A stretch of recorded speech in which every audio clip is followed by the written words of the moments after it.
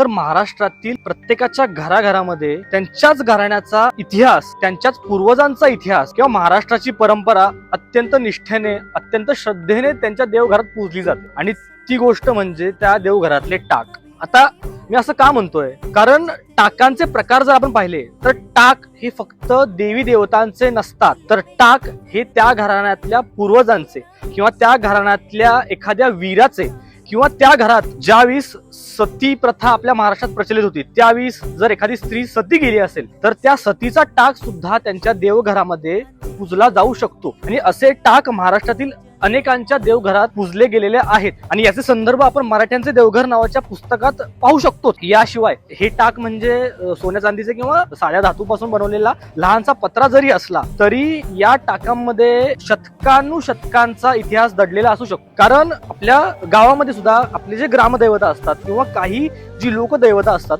त्या लोकदैवतांचं मूर्ती स्वरूप आपण पूजत नसतो किंवा त्या लोकदेवतांची मूर्ती उपलब्ध नसते. बघायला गेलं तर म्हसोबा हा बऱ्याच ठिकाणी ओघडधोबड दगडाच्या स्वरूपात पूजला जातो, परंतु म्हसोबाचा जो टाक काहींच्या देवघरात आपण जर पाहिला तर त्या देवताचं मूळ स्वरूप टाकांवर अंकन केलेलं असतं. आता हे जे टाक असतात ते पंचकोणी असतात. टाक पंचकोणीच का असतात तर पंचमहाभूतांचं प्रतीक म्हणून या टाकांना पंचकोणी बनवलं गेलेलं असतं. आणि या टाकांचा वापर करून आपण त्या घराण्यातील कुळाचार किंवा कुलधर्म जे आहेत त्यांचा आपण शोध लावू शकतो. अनेकांच्या घरामध्ये त्यांच्या कुलदेवतांचे टाक सुद्धा असतात आणि खंडोबाच्या जागरण गोंधळाला हे टाक बाहेर काढले जातात, त्या टाकांची पूजा केली जाते. म्हणजे ज्या प्रकारे इतिहास संशोधन करताना नाणी, पत्रव्यवहार किंवा शिलालेख किंवा वीरगळी या सगळ्या गोष्टींचा किंवा या ऐतिहासिक साधनांचा वापर केला जातो, त्याच प्रकारे टाकांचा सुद्धा वापर आपण ऐतिहासिक संशोधनामध्ये करू शकतो. म्हणजे महाराष्ट्रातील प्रत्येकाच्या देवघरातील हे जे टाक आहेत ते टाक हे फक्त एक पूजण्याचं साधन नसून एक इतिहासाचं साधन आहे. आणि या टाकांचा जर अभ्यास त्या घरातल्या लोकांनी केला किंवा संशोधकांमार्फत या टाकांचा अभ्यास जर झाला